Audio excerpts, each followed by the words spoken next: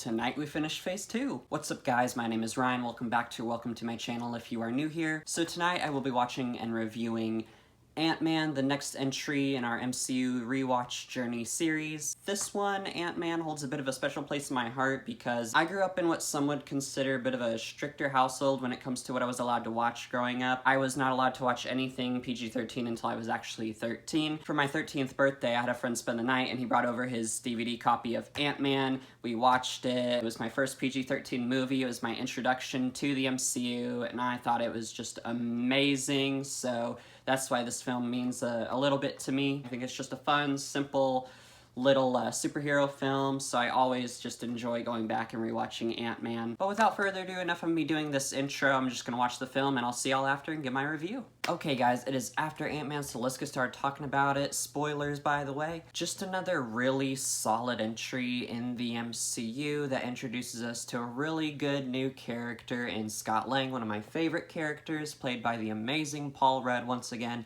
Marvel brought together a great cast with this film. I actually really liked the MCU's decision to go with the second incarnation of Ant-Man, that being Scott Lang, of course, and I like how they don't completely do away with the first incarnation, the original Ant-Man, Hank Pym, played by the amazing Michael Douglas. I like how they give him this history, and he's been Ant-Man for years, but at the point we see him in this movie, he's just gotten too old for the job, he's looking for a successor. I love how he is this mentor to Scott and teaching him how to be Ant-Man in this film. Once again, another film that just has pretty much everything the MCU does so well, everything you love in a Marvel movie. It's fun, it has that balance of the seriousness and the humor. It's very heartfelt, you get some great character moments and interactions. I think I'm a lot higher on at least the first two Ant-Man films than a lot of people. I just love where they're placed in the MCU and how the first two Ant-Mans come after these big, epic team-up Avengers films. And the Ant-Man films are just simple, fun, smaller scale films that are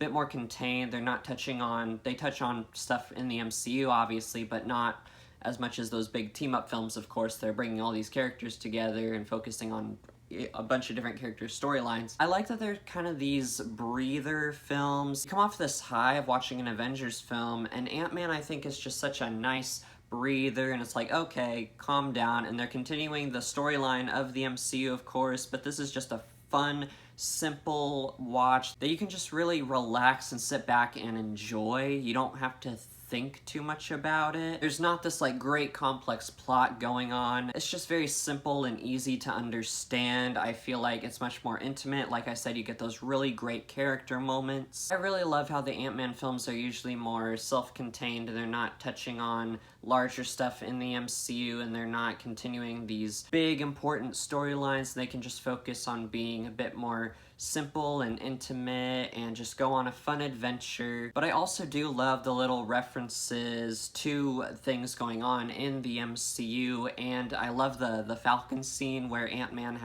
or Scott has to break into the Avengers compound, I believe it is, and he gets stopped by Falcon, and I love the little moment where he's like, actually introduces himself. He's like, "Hi, I'm Scott," and then Hope and Hank, watching him on the other end, are like, "Did he just say, 'Hi, I'm Scott'?" And they're just like face palming and they're just like, "What is wrong with this guy?" And he's just like, "Just gotta say, I'm a big fan." And he like tries to talk to him. He's like, "I'm a superhero. I need a piece of technology you have real quick. I'm trying to save the world." And Falcon's just not buying it, and I don't really blame him.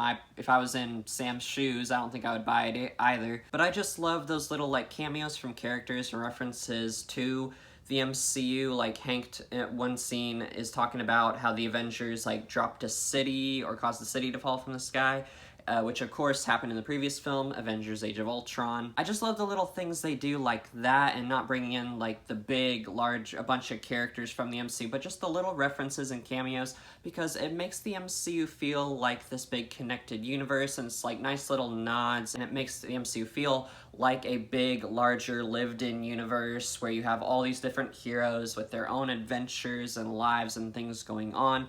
like, if a city falls from the sky, people are gonna be talking about it like Hank does. Just love the little nods and, like, kind of confirmation that this is a part of the MCU. This is just another side of it that we are seeing, a new hero's journey and story. Like with a lot of MCU films, I just love the little references in here to classic comic books and the history of, like, the characters in the film. Like, early on in the film, our villain, played by Corey Stoll, Darren Cross, or Yellow Jacket, he uses the phrase and mentions Tales to Astonish, which, if you don't know, is the comic book series in which the first Ant-Man, Hank Pym, appeared, and I believe the original Wasp, Janet Van Dyne, as well. We get introduced to so many great characters in this film. Of course, you got Scott Lang and Hank Pym, the Ant-Mans, but you also got Hope, played by the amazing Evangeline Lilly. I think she does a really good job, and I love seeing her become the Wasp eventually, and how they tease that in the post-credit scene of this film. I love Ant-Man's crew, especially Luis, played by Michael Pena. Absolutely hilarious character. We all know why Michael Pena's character is so great, because of his little explanations, and like when he's explaining to Scott how he got the tip of how to rob Hank Pym's house, and like he flashes back to like how he was told by this person, who was told by this person, who was told by this person, and he's like, their mouths are moving, but it's Michael Pena's voice or Luis's voice coming out, and it's just, oh, I love those scenes. Some of the funniest stuff in the MCU, I think. Our villain here, played by Corey Stoll, Darren Cross, I thought was a pretty good villain. Nothing phenomenal. It's a decent villain. I do kind of like how they do the mirror villain thing in this film, and Yellow Jacket kind of has the same power set as Ant-Man, and I think the fight scenes in this movie really stand out and are very entertaining, because there's these people just shrinking and growing constantly. I especially love the final fight in Cassie, Scott's daughter's bedroom at the end, with the giant Thomas the Tank Engine blowing up and launching out of the house. And I love the one where they get stuck in that briefcase that falls out of the helicopter, and Yellow Jacket and Ant-Man are fighting, and they turn on like a phone, and Siri gets activated and starts playing a song, and they're just like blowing up Mentos and like lifesavers in the briefcase. With the conclusion of the Infinity Saga, I think it's interesting just going back and seeing all the setup they did for like those two conclusion films, Infinity War and Endgame, and I like how at the end when Scott is going into the quantum realm to try and save Cassie and stop Yellow Jacket, he has to like shrink down more than he's supposed to and turn off the regulator to get inside Yellow Jacket's suit and destroy it, and in the process he has to go into the quantum realm. And when he's there, Hank Pym's voice is echoing of how the quantum realm is a place like where time and space is irrelevant, and of course that comes back in Endgame, where the Avengers use the quantum realm to go back in time to get the stones to bring everyone back. Love that little Endgame setup we get in this film. The reason I think I love this film so much and why I'm so high on it is because it is a redemption story, and those are some of my favorite types of stories, just because it really resonates with me and my story and what I've gone through in life, and me coming to know Christ and everything, and how he's redeemed me. I love how Hank, when he and Scott are first physically introduced, and he says, I believe everyone deserves a shot at redemption. I just love that relationship between Scott and Hank, and how he's teaching Scott he's giving him this opportunity to change and to redeem himself and be a better man and to be the hero that his daughter already thinks him to be. Scott is an ex-con, he's very good at thievery, and I just like how when Hank recruits Scott to be the new Ant-Man, he gets him to use his talents and abilities in pulling off these awesome heists to go into Pym Technologies and destroy the Yellow Jacket technology and all the research, and Hank helps Scott use what he's good at for a good purpose, for a good reason. And I love how they relate to each other in the fact that they're both fathers and they want this relationship with their daughters. I like how Hank is trying to help Scott reconnect with his daughter because he has such a strained relationship with his daughter, and he kind of understands where Scott's coming from, and he doesn't want Scott to have a strained relationship with his daughter like he has with Hope. And I like how Scott kind of they both help each other kind of fix their relationships with their daughters. Hank gives Scott an opportunity to do something good and to be able to have that relationship with Cassie, and then Scott helps Hank and Hope reconnect. And like I said, it leads to some great, intimate, emotional little character moments in the film. I love seeing Scott struggle with trying to change, and like how he's this ex-con, but he really struggles with getting a job and trying to go straight because he is this ex-con. And I love how, like, in the opening, like in the beginning, the first time we meet Scott, he's getting out of prison, and then his old gang hits him up, and he's like, they're trying to get him to go on another heist, and he's like, no, I'm serious about changing. I want to have a relationship with my daughter.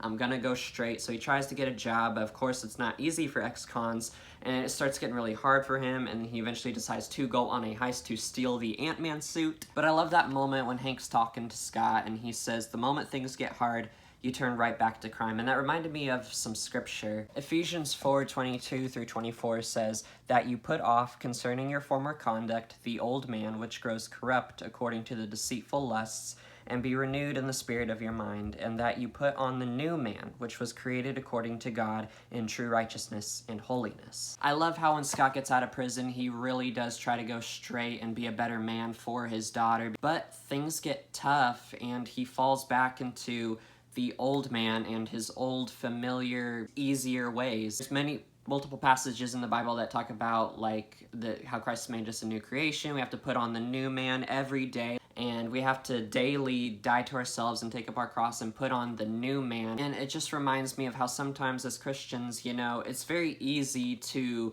put on the new man and put off the old man when things are going great and we're on this mountaintop and we feel so close to God and so happy and everything's going well in life. But the moment things start getting difficult, I know I've had these moments, I feel like a lot of Christians out there can relate, we start to think, maybe my old sinful lifestyle is much easier, maybe it was better that way. And we start getting tempted to go back to our old ways, and we believe the lie that that life was better. We don't like it when things get hard, I know I sure don't, and we don't really put up much of a fight to keep going and get through that difficult time and continue to put on the new man through that, but we go back to the old man and revert to our old sinful ways. But in the end, that's not a better life. It may be easier, but it's not better. When we get into those difficult seasons in life, it's time for the rubber to meet the road and us to use what we've been taught, and it's a test of faith, and we grow, and if we just keep our eyes stayed on Christ and stay faithful to Him, He will bring us through that difficult season.